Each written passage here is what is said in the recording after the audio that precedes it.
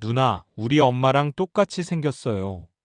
한겨울 새벽 5시 27살 은지는 차가운 철판 위에 반죽을 올리며 하얀 입김을 내쉬었습니다.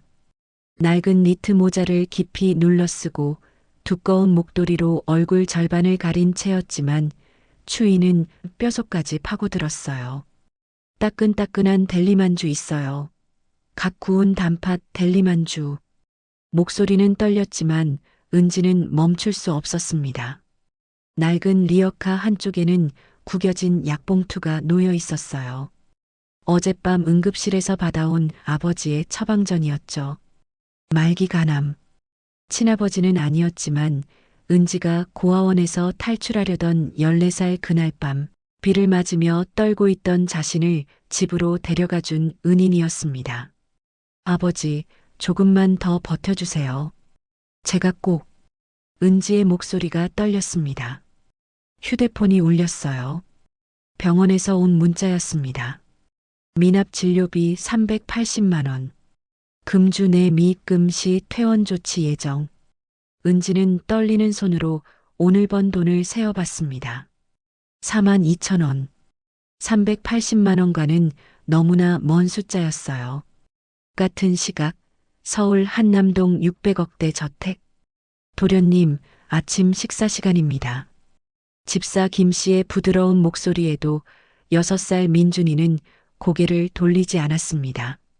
식탁에는 미슐랭 셰프가 정성껏 준비한 요리들이 가득했지만 민준이는 단 한 입도 입에 대지 않았어요.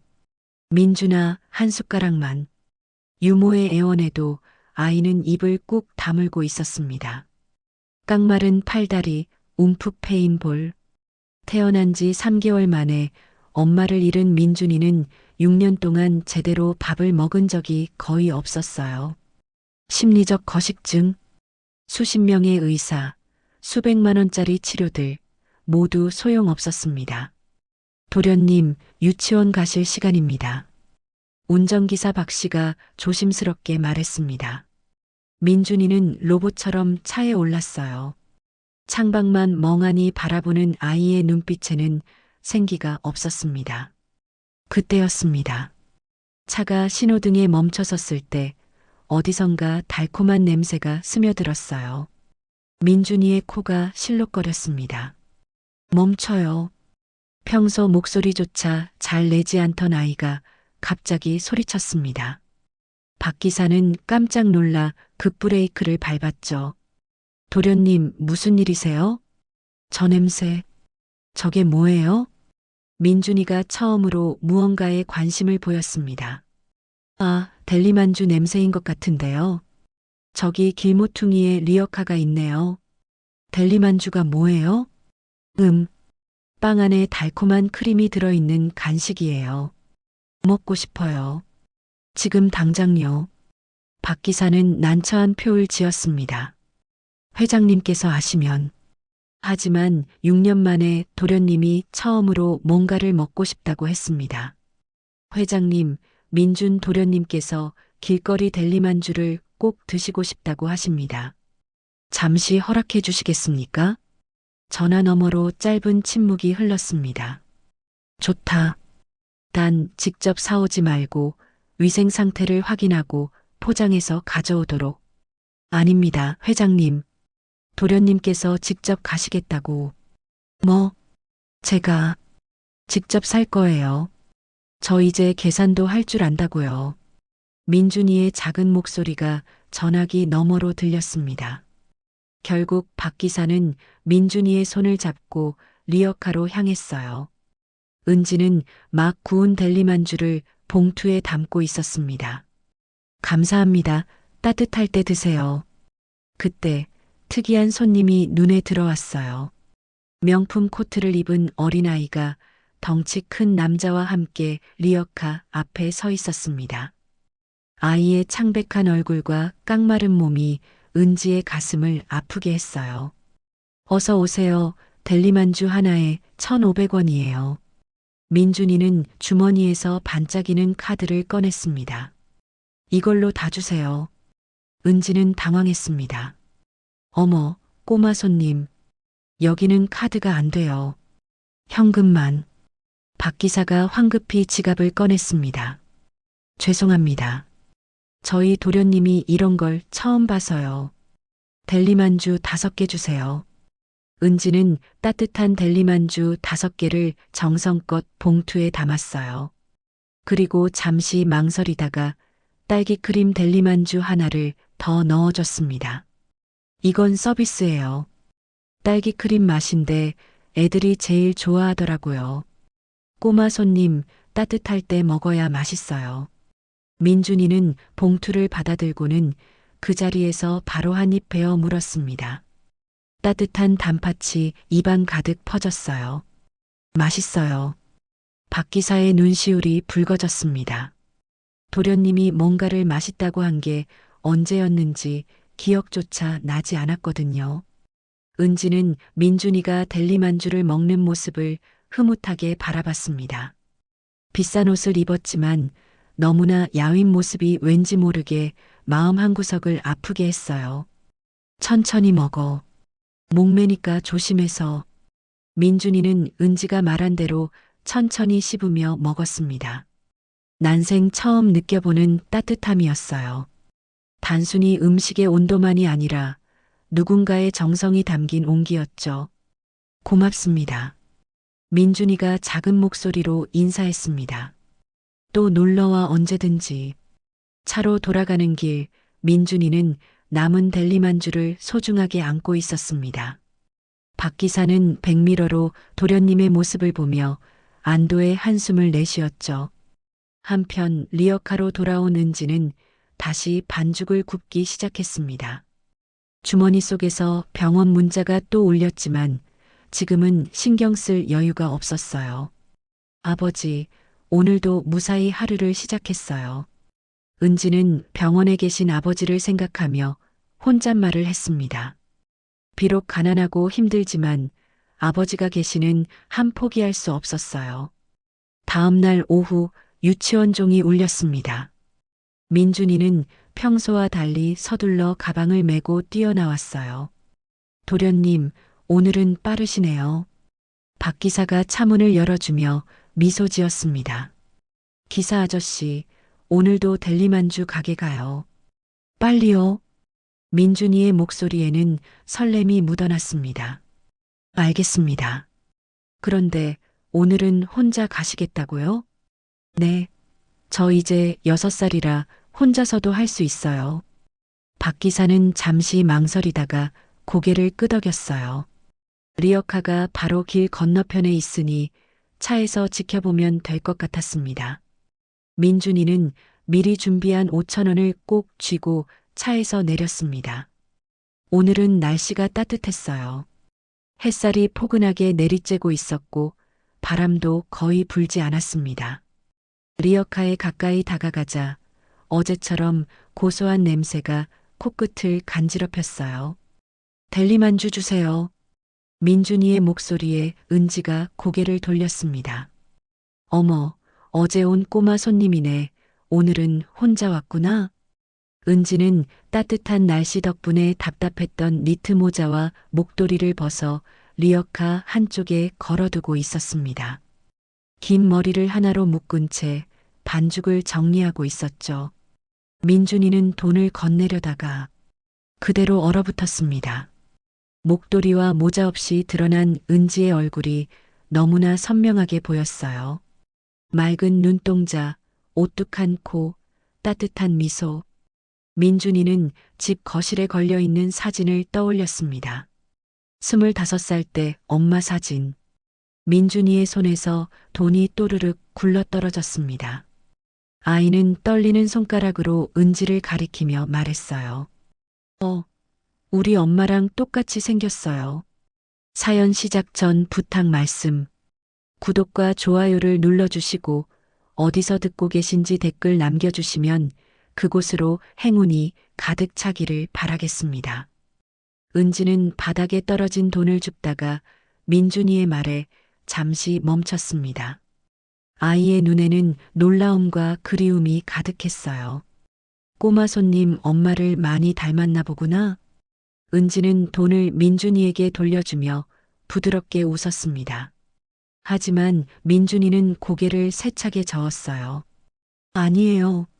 누나가 우리 엄마랑 진짜 똑같이 생겼어요. 정말이에요. 은지는 민준이의 진지한 표정을 보며 잠시 당황했습니다. 어린아이가 하는 말이지만 그 눈빛이 너무나 간절했거든요. 그래. 그럼 내가 엄마를 닮아서 반가웠구나. 영광이네. 은지는 귀엽다는 듯 민준이의 머리를 쓰다듬어 주었습니다. 민준이는 여전히 은지의 얼굴을 뚫어지게 바라보고 있었어요. 정말로 엄마가 살아 돌아온 것 같았거든요. 델리만주 5개 줄까?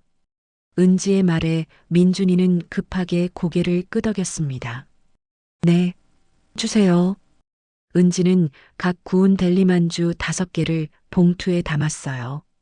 그리고 어제처럼 딸기 크림 델리만주 하나를 더 넣어줬습니다. 오늘도 서비스야.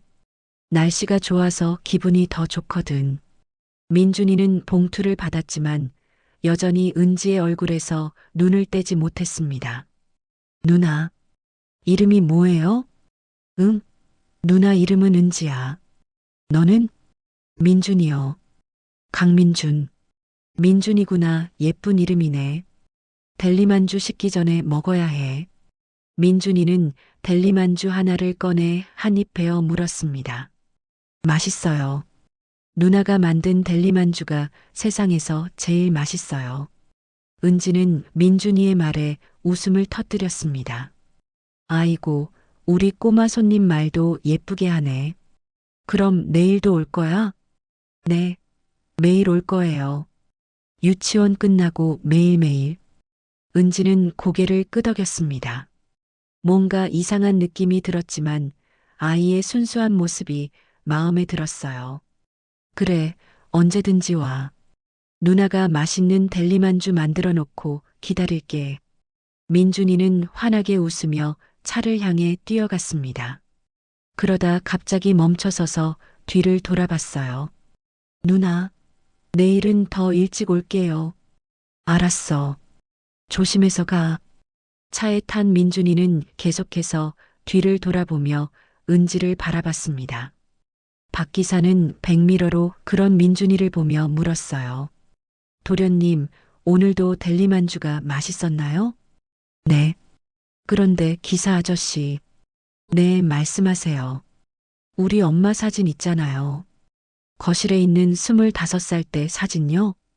박 기사는 잠시 당황했습니다. 민준이가 돌아가신 어머니 얘기를 먼저 꺼낸 건 처음이었거든요. 네, 그 사진이 왜요? 델리만주 파는 은지 누나가 꼭 그 사진이랑 똑같이 생겼어요. 정말이에요. 박 기사는 아무 말도 하지 못했습니다. 그저 엄마를 그리워하는 아이의 마음이 만들어낸 착각이겠거니 생각했죠. 집에 도착한 민준이는 곧장 거실로 달려갔습니다. 벽에 걸린 대형 액자 속 사진을 한참 동안 바라봤어요. 25살의 젊은 엄마가 환하게 웃고 있는 사진이었죠. 엄마, 정말 닮았어요. 아니, 똑같아요. 민준이는 사진을 응시하며 중얼거렸습니다. 그리고 남은 델리만주를 하나씩 먹으며 생각했어요. 내일은 꼭 할아버지한테도 말해야지. 은지 누나가 엄마랑 똑같다고. 한편 리어카에 남은 은지는 민준이가 놓고 간 동전 하나를 발견했습니다. 500원짜리 동전이었어요. 이 꼬마, 동전 놓고 갔네. 은지는 동전을 주머니에 넣으며 미소를 지었습니다. 내일 오면 돌려줘야겠다. 날이 어두워지자 다시 추위가 찾아왔습니다. 은지는 목도리와 모자를 다시 쓰고 반죽을 저었어요. 하지만 마음 한구석이 따뜻했습니다. 민준이라는 꼬마 손님 덕분이었죠. 엄마를 많이 그리워하나 봐.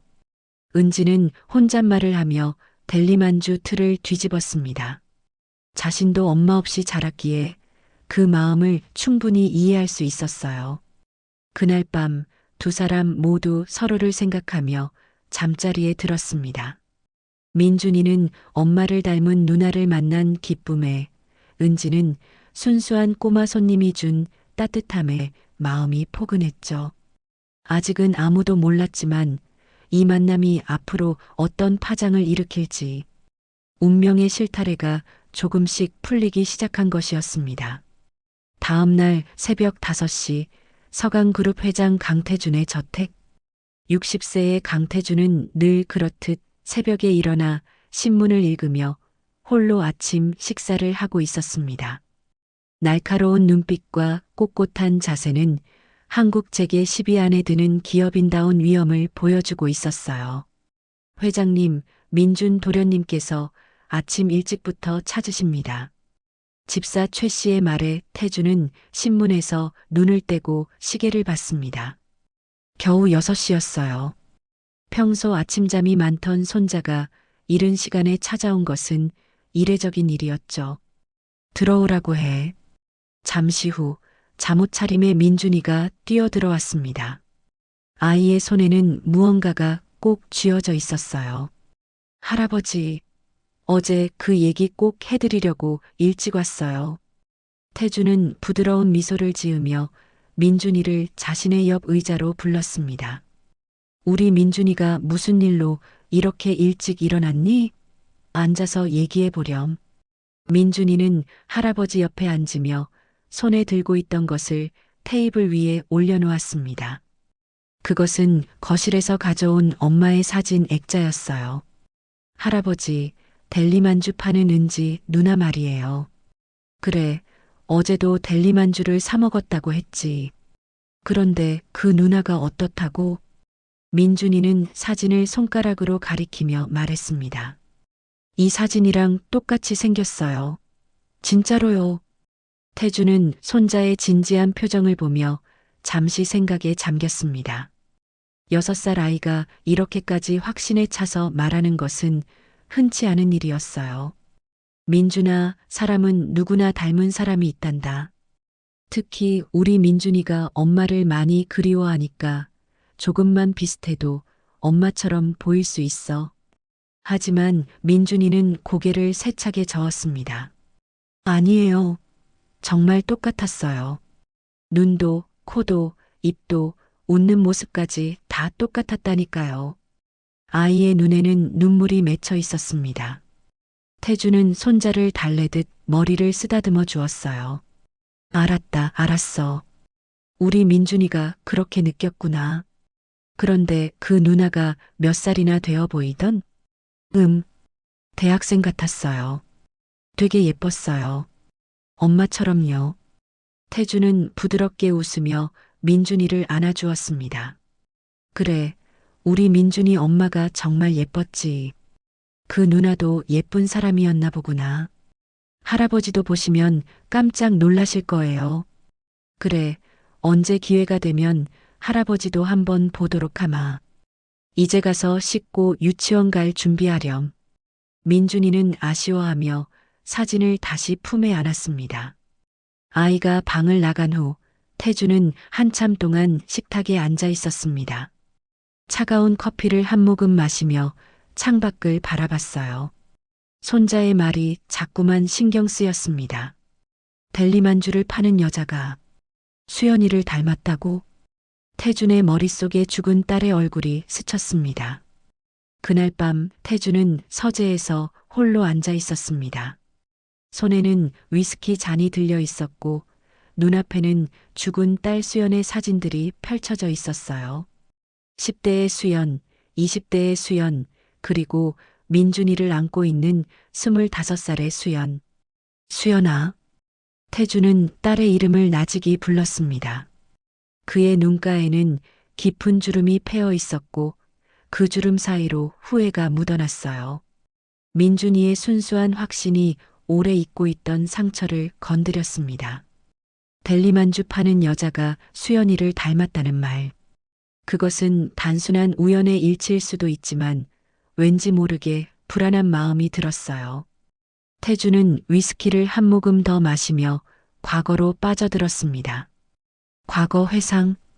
그가 막 회사를 물려받아 젊은 회장이 되었을 때였습니다. 외동딸 수연이는 아버지의 자랑이었어요. 명문대 의대에 수석으로 합격한 똑똑한 딸이었죠. 그런데 25살이 되던 해 수연이가 한 남자를 집으로 데려왔습니다. 아버지, 제가 사랑하는 사람이에요. 인사드리고 싶어서 데려왔어요. 남자는 평범한 회사원이었습니다. 아니, 태준의 눈에는 초라하기 그지없는 존재였죠. 중소기업 직원, 부모님도 평범한 서민. 수연이는 그런 남자의 성실함과 따뜻함에 반했다고 했습니다. 태준은 단호했습니다. 재벌가의 딸이 그런 남자와 결혼할 수는 없었어요. 그는 남자를 따로 불러 차가운 목소리로 말했죠. 얼마면 되겠나? 남자는 모욕적인 제안에 얼굴이 붉어졌습니다. 저는 수연 씨를 진심으로 사랑합니다. 돈 때문에 만나는 게 아니에요. 진심? 가난한 놈의 진심이 뭐가 있나? 자네 같은 사람이 우리 수연이와 어울릴 수 있다고 생각하나? 태주는 책상 위에 두툼한 수표를 던졌습니다. 이걸 받고 깨끗하게 사라지게. 하지만 남자는 그것을 바닥에 내팽개쳤어요. 제 시도에 계속전 수연 씨를 포기하지 않을 겁니다. 그 말이 태준의 분노를 폭발시켰습니다. 그는 남자의 멱살을 잡았어요. 감히 내가. 그 순간 문이 열리고 수연이가 들어왔습니다. 아버지, 뭐 하시는 거예요? 수연이는 쓰러진 연인을 부축하며 아버지를 원망스럽게 바라봤습니다. 하지만 태주는 차가운 표정을 거두지 않았어요. 수연아, 이 남자는 내가 만날 사람이 아니다. 당장 정리해. 싫어요. 전 이 사람을 사랑해요. 부녀의 대립은 극심했습니다. 그리고 태주는 결국 권력과 돈을 동원해 남자를 수연의 곁에서 쫓아냈어요. 남자의 회사에 압력을 넣어 해고시키고 취업도 못하게 만들었습니다. 결국 남자는 수연에게 마지막 편지 하나만 남기고 떠났죠. 수연아, 미안해. 난 널 지킬 힘이 없어. 행복하게 살아줘. 편지를 읽은 수연은 하루아침에 무너져 내렸습니다. 그리고 한 달 후 임신 사실이 밝혀졌어요. 아이를 지워라. 태주는 차갑게 말했습니다. 하지만 수연은 완강히 거부했어요. 이 아이는 제 전부예요. 아버지가 빼앗아간 그 사람의 유일한 흔적이에요. 수연은 아이를 낳기로 했고 출산 과정에서 예상치 못한 합병증이 생겼습니다. 수연의 몸은 이미 임신 기간 동안의 스트레스와 슬픔으로 너무 약해져 있었던 거죠. 아버지, 제 아이를 부탁해요. 꼭 행복하게 해주세요. 그것이 수연의 마지막 말이었습니다. 25살의 젊은 나이에 사랑하는 사람도 보지 못한 채 아이만 남기고 세상을 떠났어요. 태주는 위스키 잔을 내려놓고 두 손으로 얼굴을 감쌌습니다. 그날의 기억은 6년이 지난 지금도 생생했어요. 딸의 차가워진 손, 마지막 눈빛, 그리고 갓 태어난 민준이의 울음소리까지. 내가 너를 죽인 거야, 수연아. 그는 딸을 지키겠다는 명목으로 오히려 딸을 죽음으로 내몬 것이었습니다. 가문의 명예, 재벌가의 체면. 그런 것들이 딸의 생명보다 중요했던 자신이 원망스러웠어요. 민준이를 키우며 태주는 늘 죄책감에 시달렸습니다. 손자를 볼 때마다 죽은 딸이 떠올랐고, 그래서 더욱 민준이를 과보호하게 되었죠. 그런데 그 아이는 엄마 없이 자라며 제대로 먹지도 못하고 있었습니다. 이제 와서 무슨 소용이 있겠느냐만. 태주는 수연의 사진을 쓰다듬으며 중얼거렸습니다. 정말 만약에 민준이 말대로 수연이를 닮은 사람이 있다면 그것은 우연일까요? 아니면 운명의 장난일까요? 새벽 2시가 넘어서도 태주는 잠들지 못했습니다. 창밖으로는 차가운 겨울바람이 불고 있었고 그의 마음속에도 찬바람이 불고 있었어요. 일주일이 흘렀습니다. 그동안 민준이는 하루도 빠지지 않고 델리만주 가게를 찾았어요. 이제는 박 기사도 당연하다는 듯이 유치원 시간에 맞춰 리어카 근처에 차를 세웠죠. 은지 누나, 저 왔어요. 오늘도 민준이가 밝은 목소리로 인사했습니다. 은지는 델리만주 틀에서 눈을 떼고 반갑게 맞이했어요. 어서 와, 민준아, 오늘 유치원은 어땠어? 이제 둘은 서로의 이름을 부르는 사이가 되었습니다. 은지는 매일 찾아오는 이 특별한 손님을 위해 늘 따끈한 델리만주를 준비해 두었죠. 오늘 미술 시간에 그림 그렸어요. 선생님이 칭찬해 주셨어요. 민준이가 자랑스럽게 말했습니다. 예전에 민준이라면 미술 시간에도 구석에 혼자 앉아 있었을 텐데 요즘은 달랐어요. 밥을 조금씩 먹기 시작하면서 체력도 좋아졌고 친구들과 어울리는 일도 생겼죠. 우와, 대단한데? 우리 민준이가 그림도 잘 그리는구나. 은지가 진심으로 기뻐하며 민준이의 머리를 쓰다듬어 주었습니다. 그 따뜻한 손길에 민준이는 마치 엄마의 손길을 느끼는 것 같았어요. 누나는 오늘 뭐 했어요? 누나는 왜 맨날 여기 있어요? 민준이의 순진한 질문에 은지는 잠시 쓴웃음을 지었습니다. 하지만 곧 밝은 표정으로 대답했어요. 누나는 아버지 병원비를 벌어야 해서 여기 있는 거야. 그리고 대학교 등록금도 모아야 하고. 대학교? 누나 대학생이에요? 아직은 아니야. 수능은 봤는데 돈이 없어서 못 갈 수도 있어. 은지의 목소리에는 아쉬움이 묻어났습니다. 민준이는 그런 은지를 걱정스럽게 바라봤어요. 누나 꿈이 뭐예요? 누나는 제과 제빵사가 되고 싶어. 맛있고 예쁜 빵으로 사람들을 행복하게 해주고 싶거든. 은지의 눈이 반짝였습니다. 비록 지금은 추운 거리에서 델리만주를 팔고 있지만 꿈만큼은 포기하지 않았어요. 와, 멋있다. 누나라면 꼭 될 수 있을 거예요. 누나가 만든 델리만주가 제일 맛있으니까. 민준이의 응원에 은지는 가슴이 뭉클해졌습니다. 이 어린 손님이 주는 위로가 얼마나 큰지 민준이는 모를 거예요.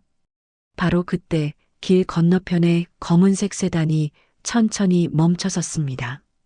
차 안에는 태준 회장과 그의 비서 최 씨가 타고 있었죠. 회장님, 저기가 민준 도련님께서 매일 들르시는 델리만주 가게입니다. 태준은 차창 너머로 리어카를 바라봤습니다. 손자가 그토록 좋아한다는 델리만주 가게, 그리고 수연이를 닮았다는 그 여자가 있는 곳이었죠. 설마, 정말로. 태준의 가슴이 빠르게 뛰기 시작했습니다. 그는 최대한 침착함을 유지하려 했어요. 좀 더 가까이 가서 잠시 지켜보자. 차는 조금 더 가까운 곳에 정차했습니다. 그런데 날씨가 다시 추워진 탓에 은지는 두꺼운 니트 모자와 목도리로 얼굴을 꽁꽁 가리고 있었어요. 태주는 실망스러운 마음을 감추며 계속 지켜봤습니다. 그때 민준이가 델리만주를 다 먹고 은지에게 작별 인사를 했습니다. 누나, 저 이제 가야 해요. 내일 또 올게요. 그래, 조심해서 가. 내일 보자. 은지가 손을 흔들며 민준이를 배웅했습니다. 태주는 손자가 차로 돌아가는 모습을 확인한 후 계속해서 은지를 관찰했어요. 그때 남루한 차림의 노인이 리어카 앞에 다가왔습니다. 꽤 오래 굶은 듯 초췌한 모습이었죠. 노인은 주머니를 뒤적거리며 동전 몇 개를 꺼냈지만 델리만주를 사기에는 턱없이 부족했습니다. 이걸로 델리만주 하나만. 노인의 떨리는 목소리가 들렸습니다. 은지는 노인의 손에 든 동전을 보고는 곧바로 델리만주 3개를 봉투에 담았어요. 할아버지, 이거 드세요. 따뜻할 때 드셔야 맛있어요. 하지만 돈이. 괜찮아요. 제가 드리는 거예요. 이거 드시고 힘내세요. 은지는 환하게 웃으며 봉투를 노인의 손에 꼭 쥐어 주었습니다. 노인은 눈물이 글썽이며 연신 고맙다는 인사를 했어요.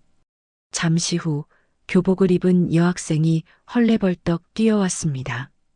언니, 델리만주 2개 주세요. 학생이 지갑을 열었지만 2,000원밖에 없었어요.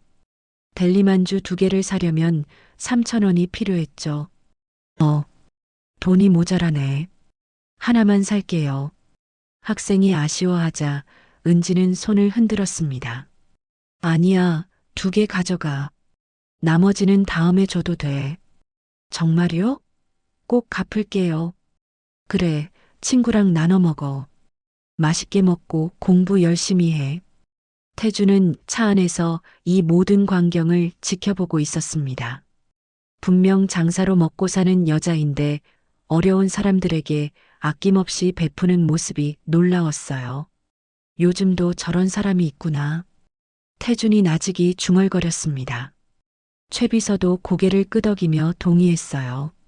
참 마음씨 고운 분인 것 같습니다. 회장님. 저녁 시간이 가까워지자 손님들이 하나둘 늘어났습니다. 퇴근길 직장인들, 학원 가는 학생들이 따뜻한 델리만주를 사러 왔죠. 은지는 지치지 않는 미소로 손님들을 맞이했습니다. 어서 오세요. 오늘은 단팥이 정말 맛있게 됐어요.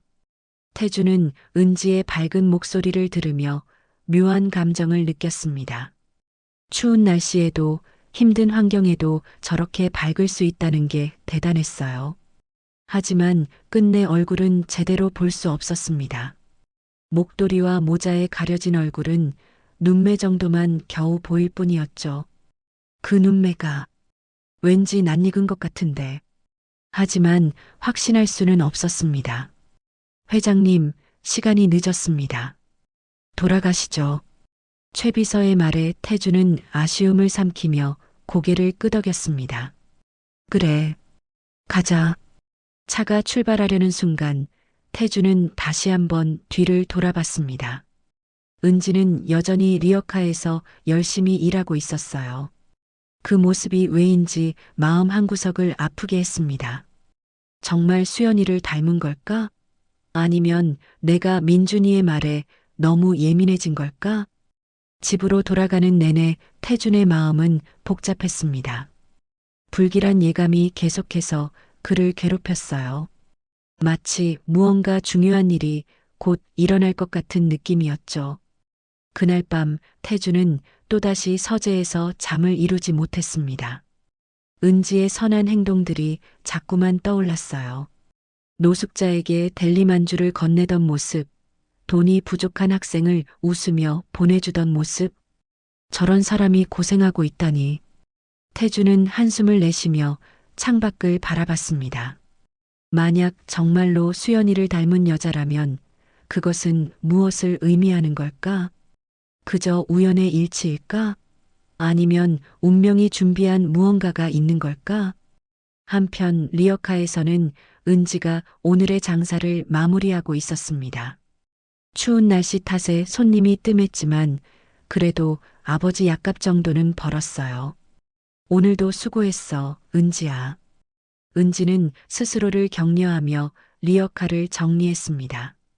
내일도 민준이가 올 테고 또 다른 손님들이 찾아올 거예요. 그들에게 따뜻한 델리만주를 만들어주는 것, 그것이 지금 은지가 할 수 있는 최선이었죠.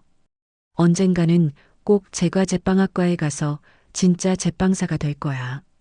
그때까지만 조금 더 힘내자. 은지는 꿈을 포기하지 않았습니다. 비록 지금은 춥고 힘들지만 봄은 반드시 올 거라고 믿었어요. 휴대폰이 울렸습니다. 병원에서 온 문자였어요. 미납 진료비 420만 원. 3일 이내 미입금 시 강제 퇴원 조치. 은지의 어깨가 축 처졌습니다. 하지만 곧 고개를 들었어요. 아버지, 조금만 더 기다려주세요. 제가 꼭. 며칠이 지났습니다. 그동안 민준이는 여전히 매일같이 델리만주 가게를 찾았고 돌아올 때마다 은지 누나 이야기로 가득했어요. 할아버지, 오늘 은지 누나가 제 이야기 듣고 막 웃었어요. 누나가 웃으면 정말 예뻐요. 은지 누나는 제과 제빵사가 되는 게 꿈이래요. 멋지죠? 누나가 오늘은 추워서 손이 빨갛게 됐어요. 불쌍해요. 태주는 손자의 이야기를 들으며 복잡한 심경이었습니다. 민준이가 처음으로 누군가에게 마음을 열고 의지하는 모습이 대견하면서도 그 대상이 수연이를 닮았다는 낯선 여자라는 사실이 불안했어요.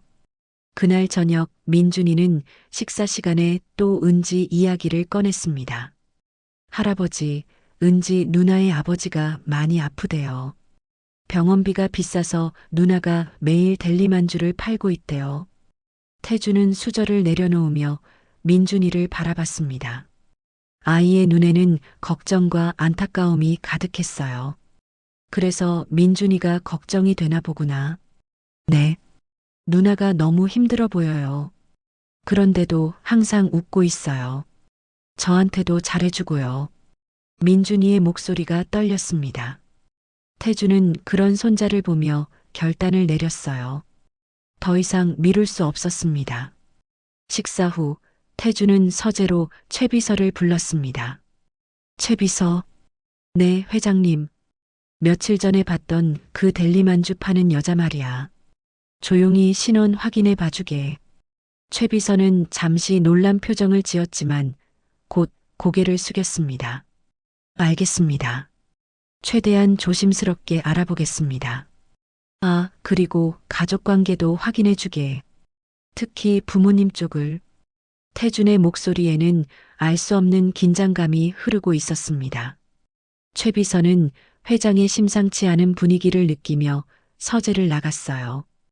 태준은 깊은 생각에 잠겼습니다. 어쩌면 판도라의 상자를 여는 것일 수도 있다. 하지만 더 이상 외면할 수는 없었습니다. 만약 정말로 그 여자가 수연이를 닮았다면, 만약 정말로 무언가 연결고리가 있다면, 태준의 결심은 굳어졌습니다. 그리고 그 결심이 곧 모든 것을 바꿔놓을 거라는 것을 아직은 아무도 모르고 있었죠.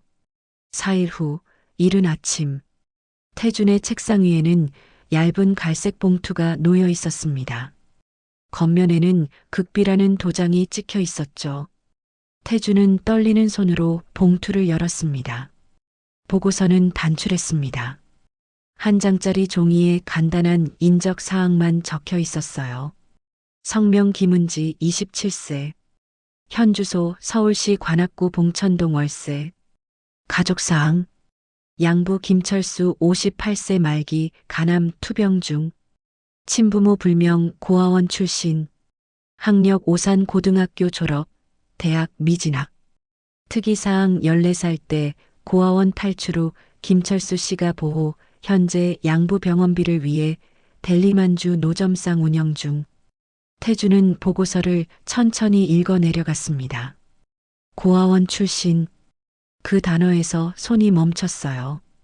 계속 읽어 내려가던 태준의 눈이 한 곳에서 멈췄습니다. 추가 조사 사항. 김은지 양은 14살 때까지 고아원에서 성장. 생후 3개월경 고아원 앞에 유기된 것으로 추정. 함께 발견된 메모와 유품은 20년 전 고아원 화재로 소실. 친부모에 대한 단서 없음. 단 고아원 원장 증언에 따르면 아기와 함께 명품 브랜드 담요와 금반지 하나가 있었으나 화재로 모두 소실됐다고 함. 태준의 손이 떨렸습니다. 명품 담요, 금반지. 갑자기 27년 전의 기억이 떠올랐습니다. 27년 전 회상. 당시 33살이었던 태준에게는 비밀이 하나 있었습니다. 재벌가의 뒤를 이어야 하는 장남으로서 아버지가 정해준 여자와 정략 결혼을 했지만 그의 마음속에는 다른 여자가 있었어요. 혜진. 작은 베이커리를 운영하던 25살의 여자 박혜진. 태준은 그녀를 진심으로 사랑했습니다. 하지만 집안의 반대로 결혼할 수 없었고 태준은 정략 결혼을 택했어요. 그리고 은밀하게 혜진과의 관계를 이어갔습니다. 1년 후 혜진이 임신했다는 사실을 알게 됐을 때 태주는 두려웠습니다. 스캔들이 터지면 회사가 가문이 무너질 것 같았어요. 혜진아, 미안해. 아이를 지울 수 없겠니? 싫어요. 이 아이는 제 전부예요. 그럼 낳아도 좋아. 하지만 아무도 모르게 해외에서 낳고 조용히 입양 보내자. 내가 평생 돈은 대줄게. 혜진은 눈물을 흘리며 고개를 끄덕였습니다. 태주는 혜진을 해외로 보냈고 그곳에서 딸이 태어났어요. 하지만 출산 후 혜진은 산후우울증과 합병증으로 세상을 떠났습니다. 태주는 패닉에 빠졌어요. 갓 태어난 아기를 어쩌지? 그는 비서를 시켜 아기를 한국의 고아원 앞에 몰래 두고 오게 했습니다. 명품 담요로 아기를 감싸고 혜진이 끼고 있던 금반지 하나를 함께 회장님, 아기를 고아원 앞에 놓고 왔습니다. 알았네. 이 일은 절대 비밀이야. 평생 누구에게도 말하면 안 돼. 그렇게 태주는 자신의 첫째 딸을 버렸습니다. 태주는 의자에 깊이 몸을 묻으며 두 손으로 얼굴을 감쌌습니다. 27년 전, 명품 담요, 금반지, 모든 것이 일치했습니다. 설마, 은지가 자신이 버린 첫째 딸이란 말인가? 그렇다면 수연이와는 이복자매, 그래서 닮은 거였나?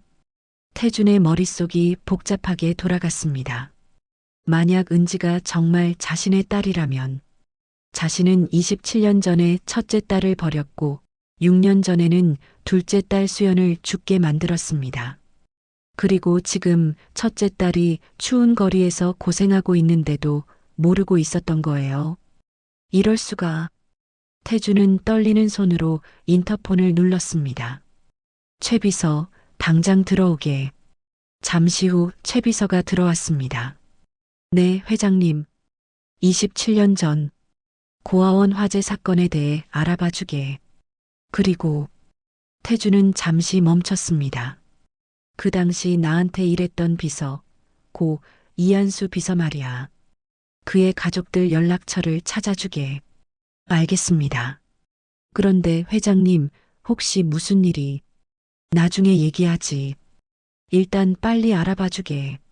최 비서가 나간 후제 시도에 계속 태주는 서재 창가에 서서 멍하니 밖을 바라봤습니다.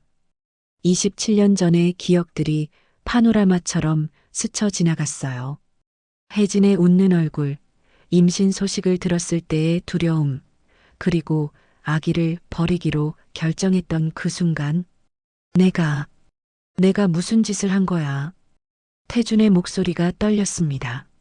만약 은지가 정말 자신의 딸이라면 그는 27년 동안 딸이 고아원에서 거리에서 고생하는 것을 모른 채 살아온 거예요. 아니, 알려고 하지 않았던 겁니다.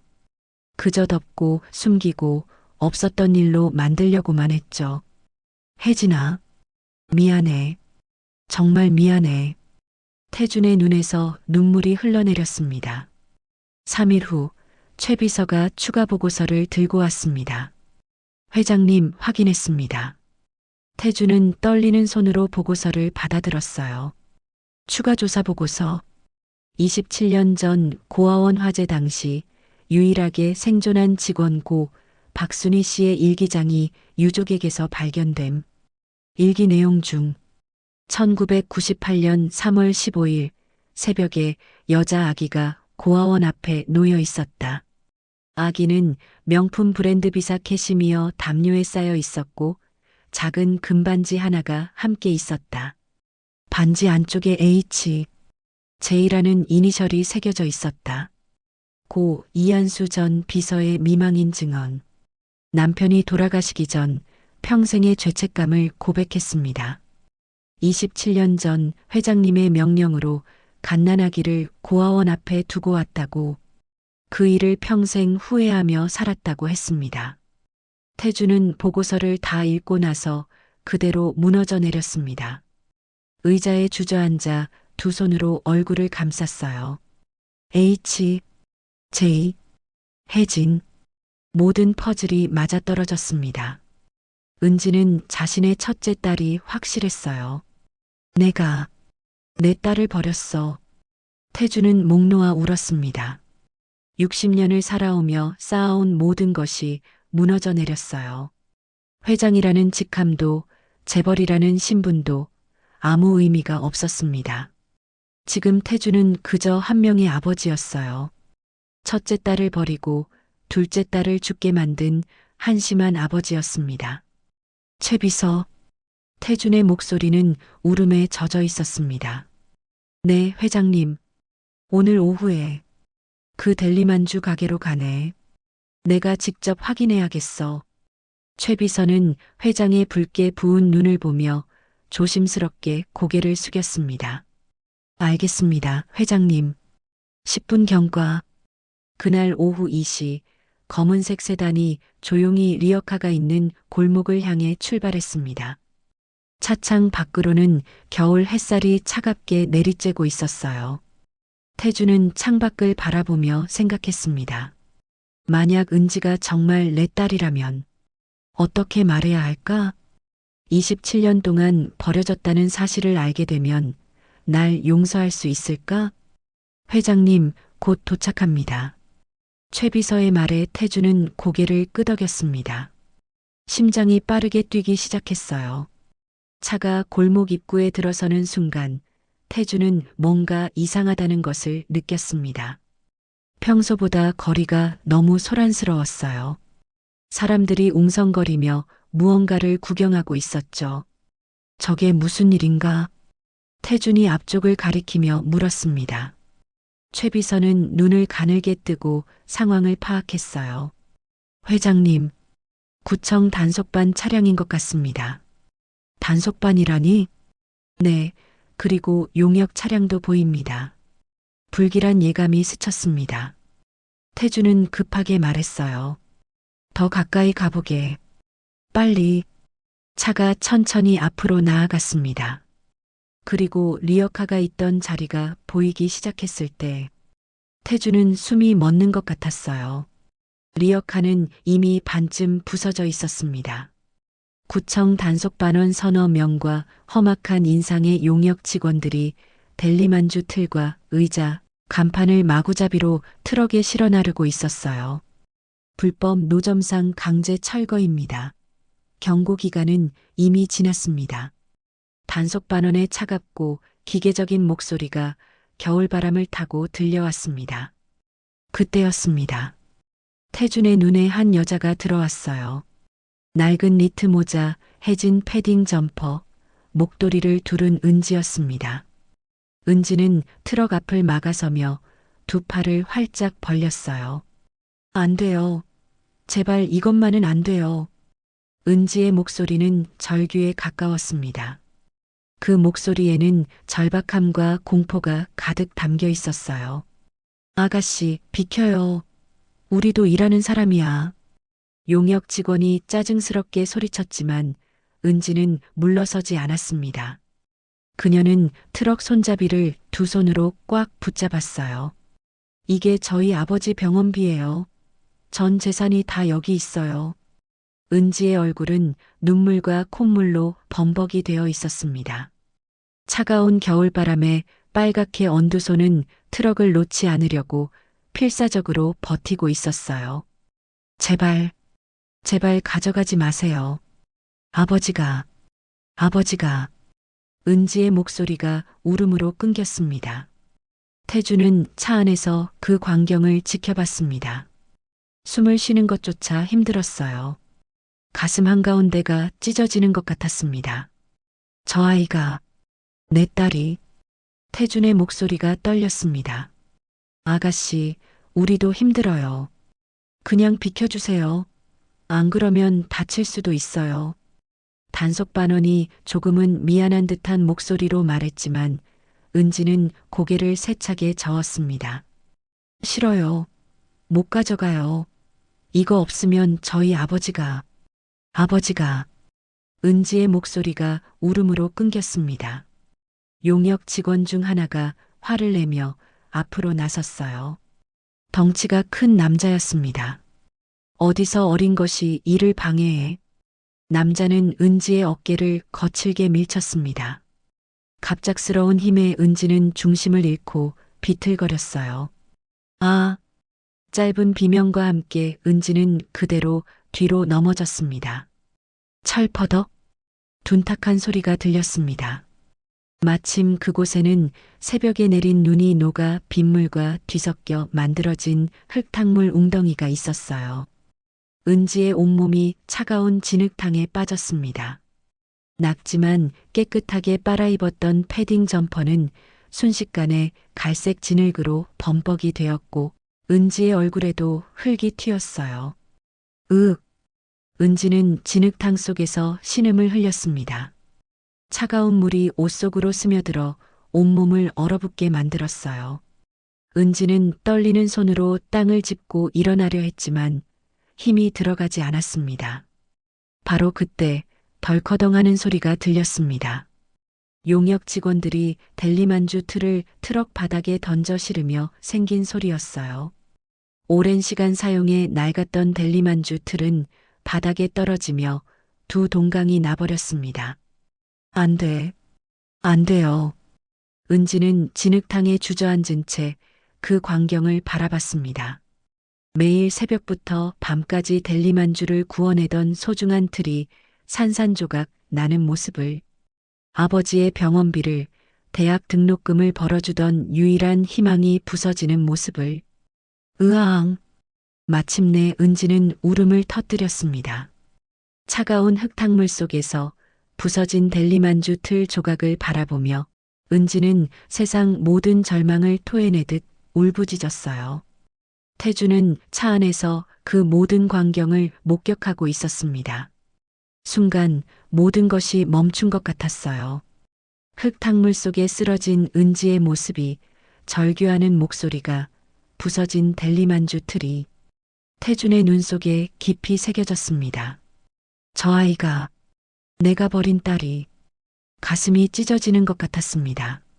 아니, 이미 찢어지고 있었어요. 27년 전 혜진을 떠올렸습니다. 사랑한다고 하면서도 지켜주지 못했던 여자를. 6년 전 수연을 떠올렸습니다. 아버지라는 이름으로 오히려 죽음으로 내몬 딸을. 그리고 지금 눈앞에서 절망에 무너지고 있는 은지를. 내가 또 지켜주지 못하는 건가? 회장님, 최 비서가 조심스럽게 불렀습니다. 하지만 태주는 대답하지 않았어요. 그의 두 주먹은 세게 쥐어져 있었습니다. 주먹을 너무 세게 쥐어서 손톱이 손바닥에 파고들었어요. 하지만 그 고통조차 느껴지지 않았습니다. 은지는 천천히 일어났습니다. 온몸이 진흙으로 범벅이 된 채로 비틀거리며 일어섰어요. 그리고는 부서진 델리만주 틀 조각을 하나하나 주워 담기 시작했습니다. 이거라도 고쳐서.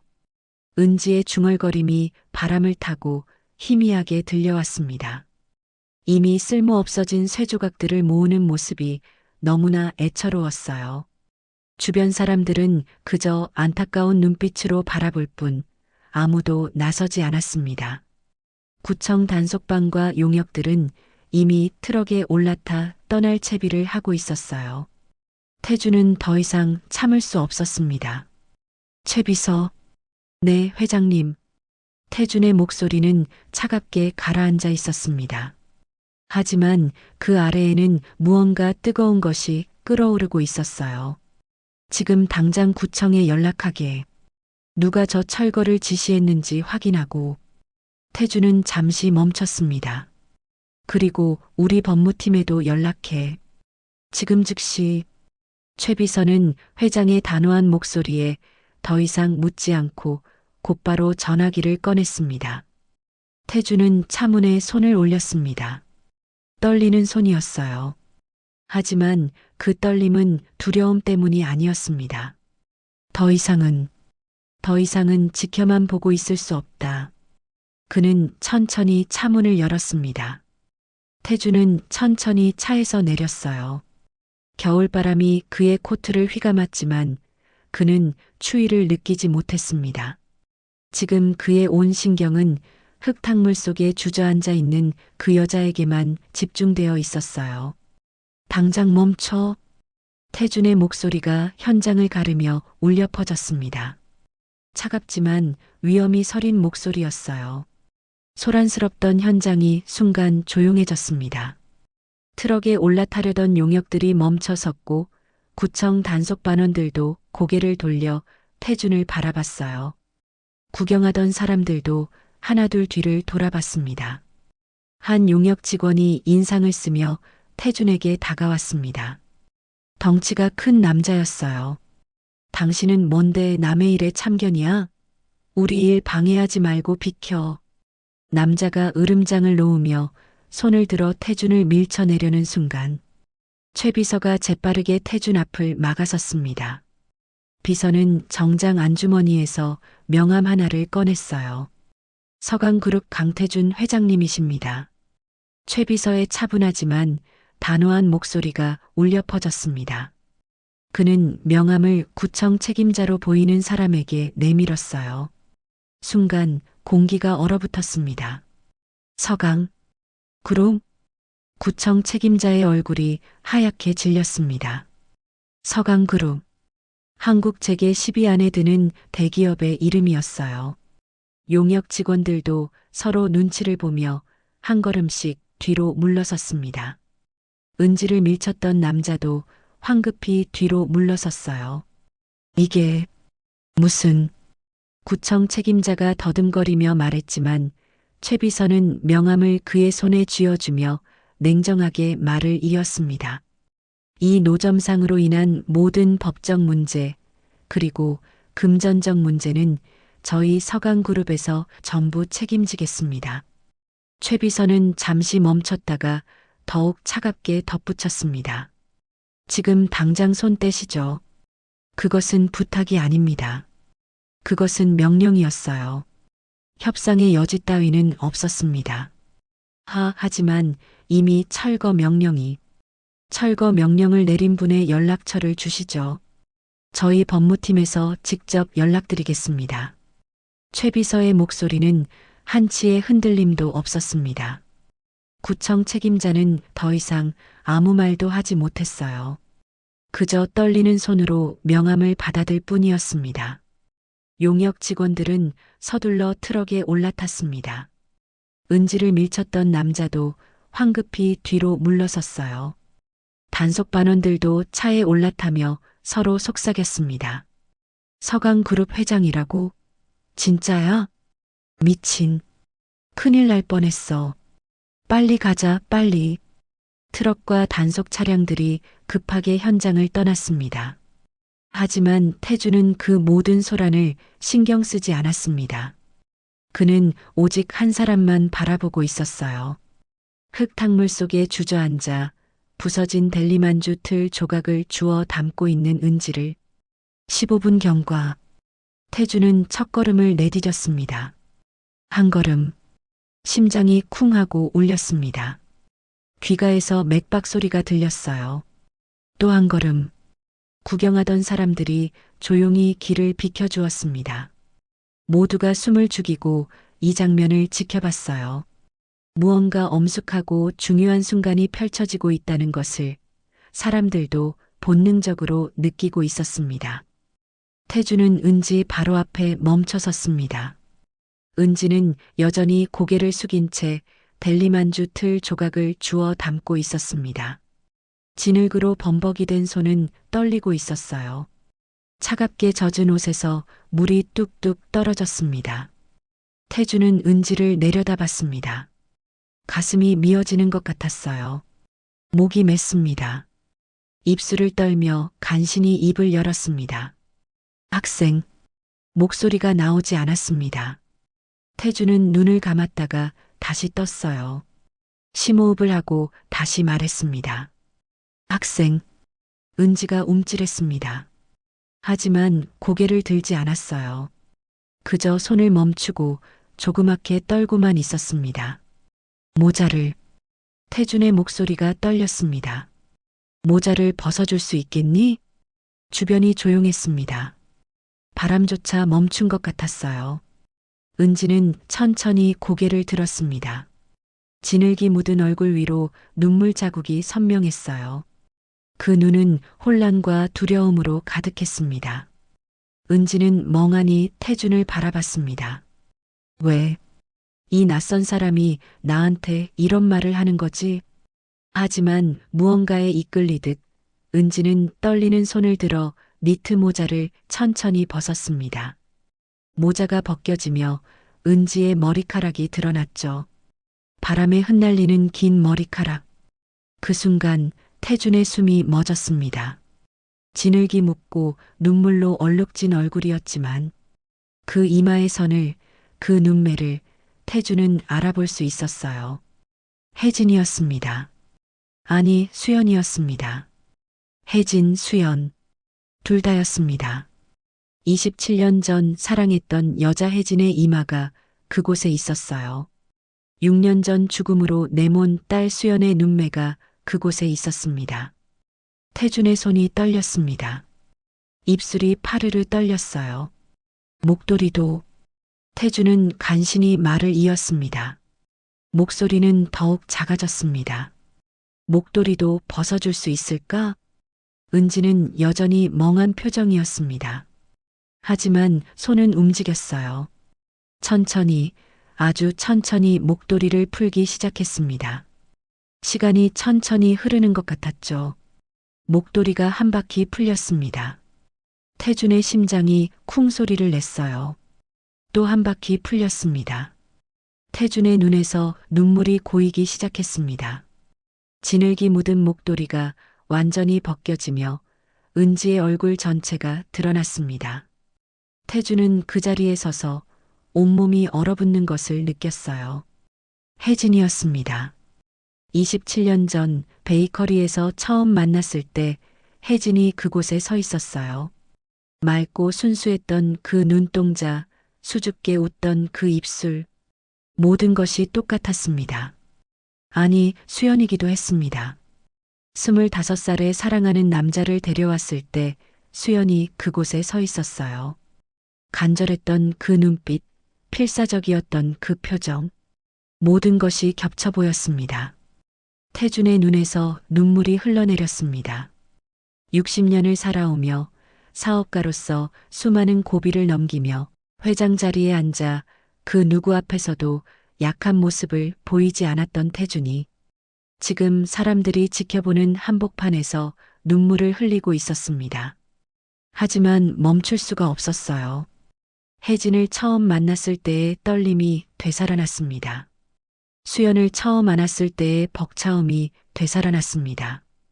그리고 그 모든 것을 지키지 못했던 후회가, 죄책감이, 미안함이, 눈물이 되어 쏟아져 나왔어요. 혹시 태준의 목소리는 떨렸습니다. 너무 떨려서 제대로 말이 나오지 않았어요. 마지막 확인이 필요했습니다. 아니, 확인하는 것이 두려웠습니다. 만약 다른 이름을 말한다면, 만약 자신의 착각이라면, 하지만 물어야 했습니다. 반드시. 태준은 눈물을 닦았습니다. 떨리는 손으로 눈가를 훔치고 심호흡을 했어요. 그리고 또박또박 한 글자 한 글자 천천히 물었습니다. 혹시 내 이름이. 태준은 잠시 멈췄습니다. 다음 말을 하는 것이 두려웠어요. 은지는 고개를 갸웃하며 태준을 바라봤습니다. 그 눈에는 의문과 혼란이 가득했어요. 태준은 마지막 용기를 냈습니다. 김은지, 맞니? 세 글자. 그 세 글자를 말하는 순간 태준은 세상이 멈춘 것 같았음입 제 시도에 계속 씁니다. 은지의 눈이 커졌습니다. 놀라움이 그 얼굴에 확 퍼졌어요. 네, 맞아요. 은지가 작게 대답했습니다. 어떻게 제 이름을 아세요? 시간이 멈췄습니다. 태준의 귀가에서 윙 소리가 났습니다. 눈앞이 흐려졌다가 다시 선명해졌어요. 그의 무릎이 꺾였습니다. 60년 인생을 꿋꿋하게 살아온 재벌 회장이 그 누구 앞에서도 무릎 꿇은 적 없던 남자가 흙탕물 바로 앞에 무릎을 꿇었어요. 눈물이 뺨을 타고 흘러내렸습니다. 입술이 떨렸어요. 목이 메어 말이 나오지 않았습니다. 태주는 두 손으로 얼굴을 감쌌습니다. 손바닥으로 눈을 가렸지만 눈물은 계속 흘렀어요. 어깨가 떨렸습니다. 주변 사람들이 숨을 죽였습니다. 서강그룹의 회장이 무릎을 꿇고 우는 모습을 아무도 상상하지 못했던 광경이었어요. 한참 만에 태주는 떨리는 손을 내렸습니다. 눈물로 범벅이 된 얼굴이 드러났어요. 그는 은지를 똑바로 바라봤습니다. 떨리는 입술을 열고 간신히 말했습니다. 은지야. 목소리가 울음에 섞여 나왔습니다. 나는 태주는 말을 잇지 못했습니다. 어떻게 말해야 할까요? 27년 동안 버려졌다는 사실을 어떻게 말해야 할까요? 은지는 혼란스러운 표정으로 태준을 바라봤습니다. 저를 왜 미안하다. 태준의 입에서 그 말이 먼저 흘러나왔습니다. 정말 미안하다. 은지는 이해할 수 없다는 표정이었어요. 왜 사과를 하세요? 당신을 아는 사람인가요? 태주는 눈물을 닦았습니다. 하지만 눈물은 계속 흘렀어요. 은지야, 나는. 태주는 심호흡을 했습니다. 나는 내 아버지다. 순간 세상이 멈췄습니다. 은지는 눈을 깜빡였습니다. 한 번, 두 번. 네. 은지의 목소리는 작았습니다. 믿을 수 없다는 표정이었어요. 무슨 말씀을. 27년 전 태준의 목소리가 떨렸습니다. 내 어머니 박혜진과 나는 사랑했다. 은지의 얼굴이 하얗게 질렸습니다. 하지만 나는 겁쟁이였어. 집안의 반대가 무서워서, 스캔들이 두려워서. 태주는 고개를 떨구었습니다. 내 어머니가 너를 임신했을 때 나는 너를 버리기로 결정했다. 아니. 은지가 고개를 저었습니다. 아니에요. 그럴 리 없어요. 너를 고아원 앞에 두고 오게 했어. 명품 담요와 내 어머니의 금반지와 함께. 은지의 입에서 작은 비명이 새어나왔습니다. H, J라는 이니셜이 새겨진 반지. 태준의 말에 은지는 그 자리에 주저앉았습니다. 고아원 원장님이 그런 반지가 있었다고. 은지의 목소리가 떨렸습니다. 화재로 다 없어졌다고. 미안하다. 태주는 다시 말했습니다. 정말 미안하다. 은지는 두 손으로 얼굴을 감쌌습니다. 그녀의 어깨가 떨렸어요. 27년 동안. 은지의 목소리가 울음에 섞여 나왔습니다. 27년 동안 저는 부모님이 누군지도 모르고. 미안하다, 은지야. 태주는 무릎을 꿇은 채 앞으로 기어가듯 은지에게 다가갔습니다. 내가 너를 버렸어. 네 어머니도 지키지 못했고. 태준의 목소리가 더욱 떨렸습니다. 그리고 6년 전에는 네 여동생 수연이도 죽게 만들었어. 은지가 고개를 들었습니다. 눈물 범벅이 된 얼굴이었어요. 여동생? 민준이 엄마. 태준이 말했습니다. 그 아이가 내 이복 동생이었어. 그래서 민준이가 너를 보고 엄마 같다고 한 거야. 은지의 눈이 더욱 커졌습니다. 민준이가 제 조카? 모든 것이 연결되었습니다. 퍼즐의 마지막 조각이 맞춰졌어요. 은지는 태준을 바라봤습니다. 그리고 천천히, 아주 천천히 물었습니다. 그럼 정말로 제 아버지세요? 태준은 고개를 끄덕였습니다. 하지만 나는. 태준의 목소리가 떨렸습니다. 나는 아버지라고 불릴 자격이 없어. 너를 버렸으니까. 27년 동안 찾지도 않았으니까. 은지는 한참 동안 아무 말도 하지 않았습니다. 그저 태준을 바라볼 뿐이었어요. 그 침묵이 태준을 더욱 괴롭혔습니다. 날 원망해도 괜찮아. 태준이 말했습니다. 미워해도 괜찮아. 하지만 태준은 은지를 똑바로 바라봤습니다. 이제부터라도 내가 너를 지키고 싶어. 늦었지만 아버지 노릇을 하고 싶어. 은지의 눈에서 눈물이 흘러내렸습니다. 저는 은지의 목소리가 떨렸습니다. 저는 평생 부모님이 누군지 궁금했어요. 미안하다. 왜 저를 버렸는지, 왜 저를 원하지 않았는지. 은지의 울음이 터져 나왔습니다. 밤마다 궁금했어요. 내가 뭘 잘못했길래, 내가 뭐가 부족했길래. 태준은 더 이상 참을 수 없었습니다. 그는 앞으로 나아가 은지를 끌어안았어요. 내 잘못이 아니야. 다 내 잘못이야. 태준은 딸을 꼭 안았습니다. 27년 만에 처음으로 미안하다. 미안해. 은지도 태준을 안았습니다. 처음에는 망설였지만 천천히 팔을 올려 태준의 등을 감싸 안았어요. 아버지. 은지가 작게 불렀습니다. 그 한마디에 태준은 더욱 세게 울었습니다. 60년 인생에서 가장 뜨거운 눈물이었어요. 주변 사람들도 눈물을 흘리고 있었습니다. 어떤 이는 훌쩍이며 코를 풀었고 어떤 이는 눈가를 훔쳤어요. 한참을 그렇게 안고 있었습니다. 아버지와 딸이 27년 만에 만나 서로를 안고 울었어요. 그날 이후 은지의 삶은 완전히 바뀌었습니다. 가장 먼저 양아버지 김철수 씨가 서강그룹 본관 건물 안에 있는 VIP 전용 병원으로 옮겨졌어요. 최고급 1인실, 최신 의료 장비, 전담 의료진 5명. 은지야, 이런 곳까지 너무 과한 거 아니냐?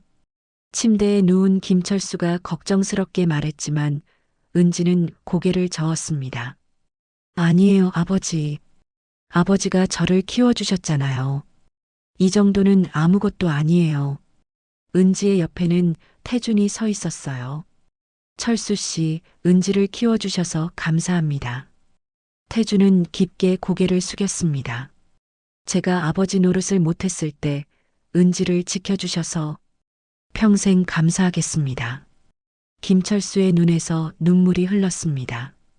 저야말로 은지 덕분에 외롭지 않게 살았습니다. 태준은 의료진에게 지시했습니다. 아버지께 최고의 치료를 해드려라. 비용은 신경 쓰지 말고. 일주일 후 태준은 은지를 서재로 불렀습니다. 은지야, 앉아라. 은지는 조금 긴장한 표정으로 앉았습니다. 아버지가 하나 제안하고 싶은 게 있어. 태준은 서류 하나를 꺼내 은지 앞에 놓았습니다. 혜진 장학재단 설립 계획서라고 적혀 있었어요. 이게 뭐예요? 은지가 서류를 들어 읽기 시작했습니다. 눈이 점점 커졌어요.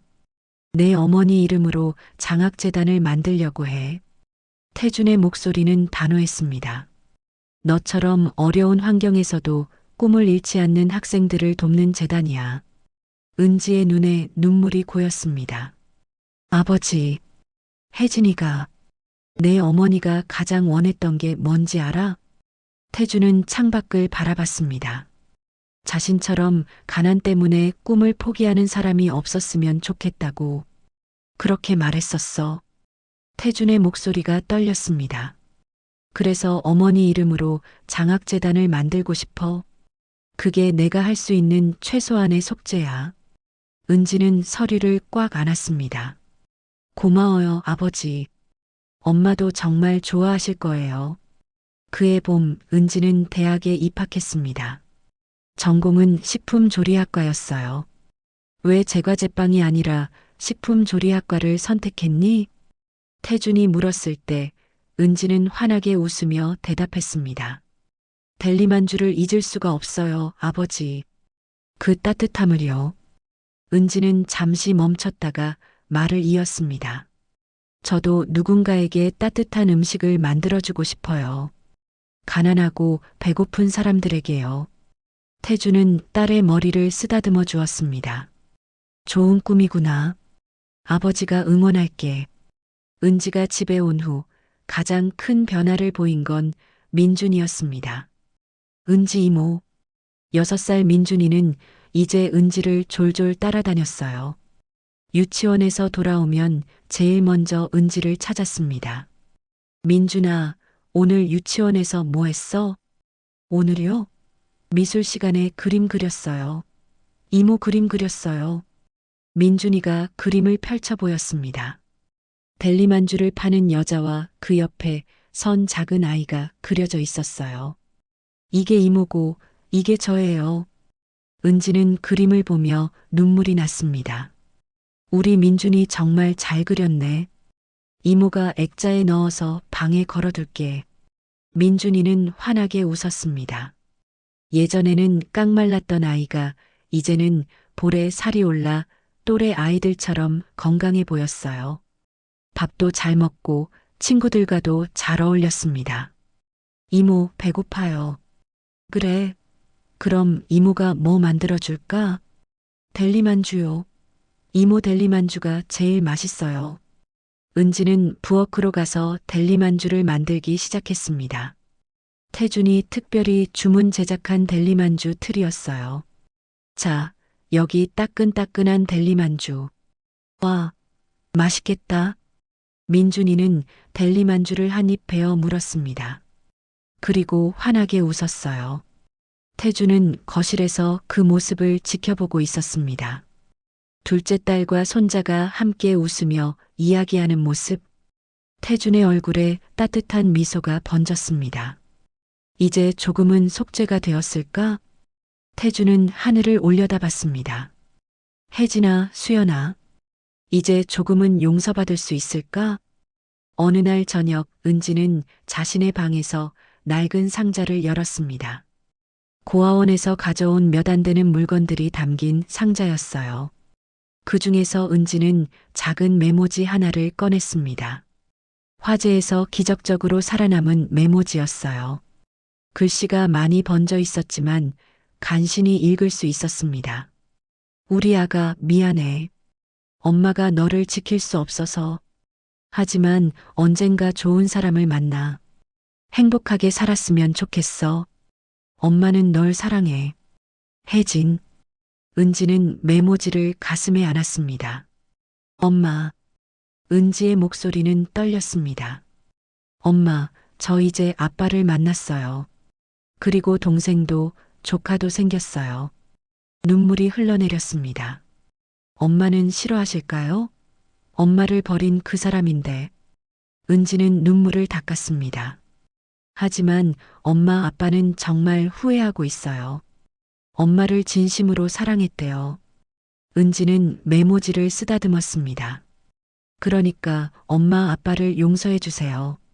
그리고 은지는 미소를 지었습니다. 저 이제 행복해요. 엄마가 원했던 것처럼요. 1년이 흘렀습니다. 혜진 장학재단의 첫 번째 장학금 수여식 날이었습니다. 서강그룹 본관 대강당에는 100명의 학생들이 모여 있었어요.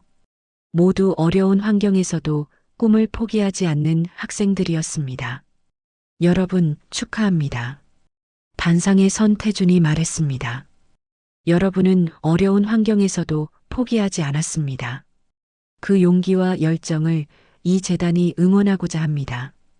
태준은 잠시 멈췄습니다. 이 재단은 27년 전 세상을 떠난 박혜진 씨를 기리기 위해 만들어졌습니다. 태준의 목소리가 떨렸습니다.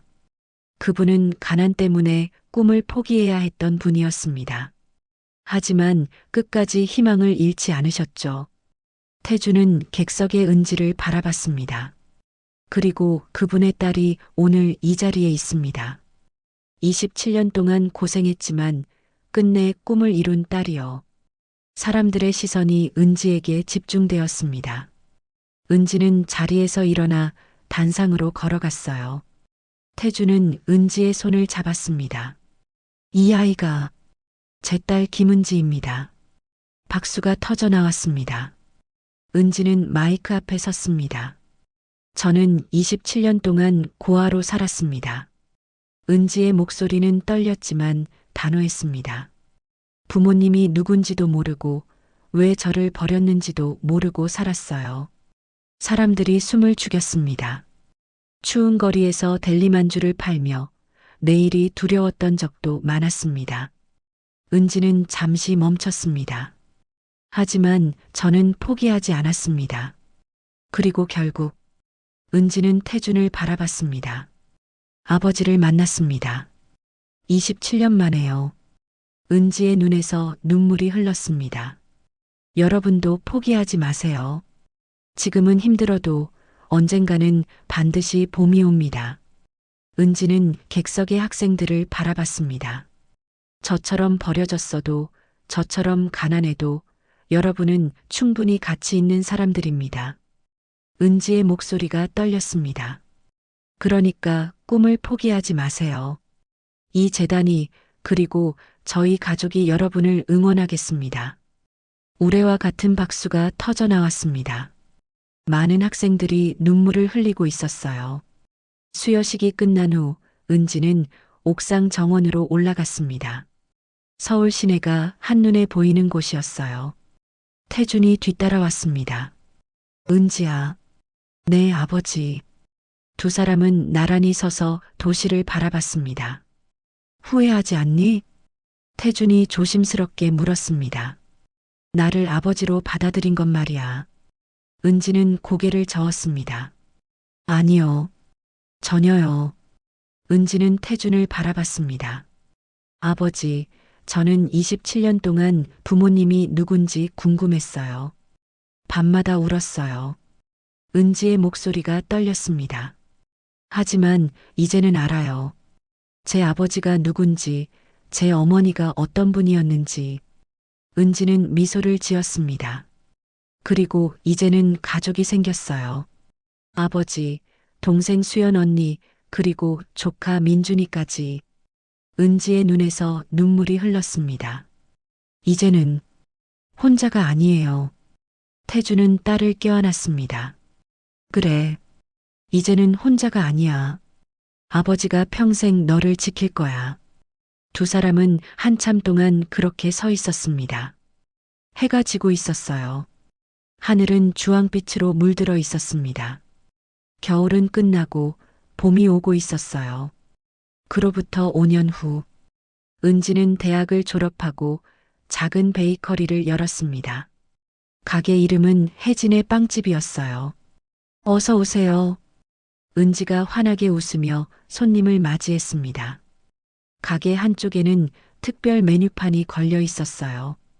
매주 토요일 오전, 무료 델리만주 나눔, 어려운 이웃, 학생 누구나 환영.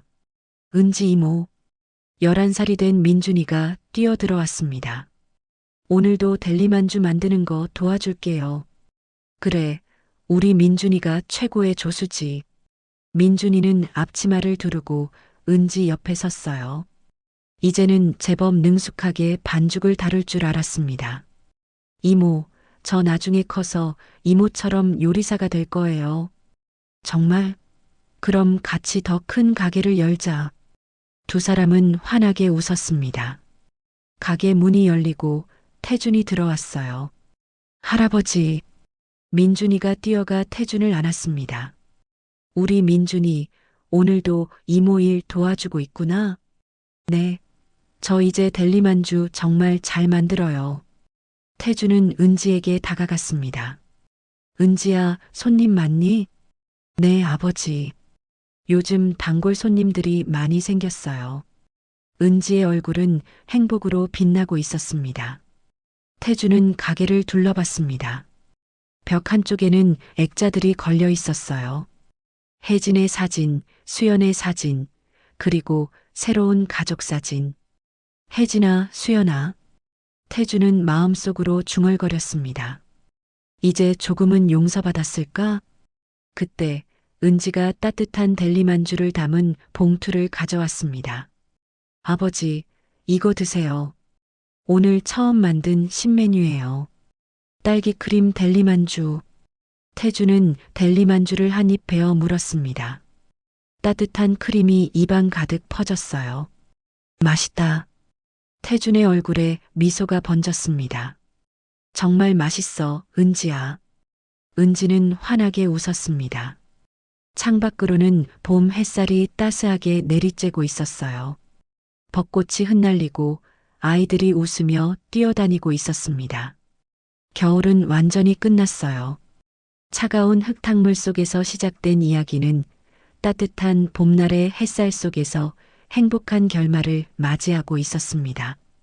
델리만주 하나로 이어진 운명. 27년의 이별과 고통은 한 아이의 순수함으로 마침내 치유를 받았어요. 그리고 이제 그들은 함께 걸어갈 것입니다. 가족으로. 오늘의 이야기가 당신의 마음에 작은 울림을 드렸다면 앞으로도 당신의 나날에 잔잔한 위로가 될 이야기들로 찾아뵐 수 있도록 구독과 좋아요를 눌러주세요. 그리고 사연 233제 시도의 계속 주인공을 위한 따뜻한 말씀도 댓글로 부탁드립니다. 때로는 우리 인생에서 가장 추운 겨울 한가운데서 가장 뜨거운 기적이 시작되기도 합니다. 은지처럼 버려졌다고 느끼는 당신, 27년을 혼자 견뎌야 했던 당신, 흙탕물 속에서 무너져 내렸던 순간이 있었던 당신. 포기하지 마세요. 당신의 봄은 반드시 옵니다. 그리고 그 봄이 올 때 당신은 깨닫게 될 거예요. 그 모든 추운 겨울이 있었기에 봄의 따스함이 더욱 소중하다는 것을요. 지금 이 순간에도 누군가는 차가운 거리에서 델리만주를 팔고 있을지 모릅니다. 누군가는 병원비를 걱정하며 잠 못 이루는 밤을 보내고 있을지 모릅니다. 누군가는 부모님의 얼굴조차 모른 채 살아가고 있을지 모릅니다. 하지만 기억하세요. 당신은 충분히 가치 있는 사람입니다. 당신의 고통이 당신의 가치를 결정하지 않습니다. 그러니 조금만 더 버텨주세요. 당신만의 강태준이, 당신만의 민준이가, 당신만의 따뜻한 기적이 어느 날 문득 당신 앞에 나타날 테니까요. 당신의 오늘을 늘 응원합니다. 행복한 내일이 되시길 바랍니다. 오늘의 사연소였습니다.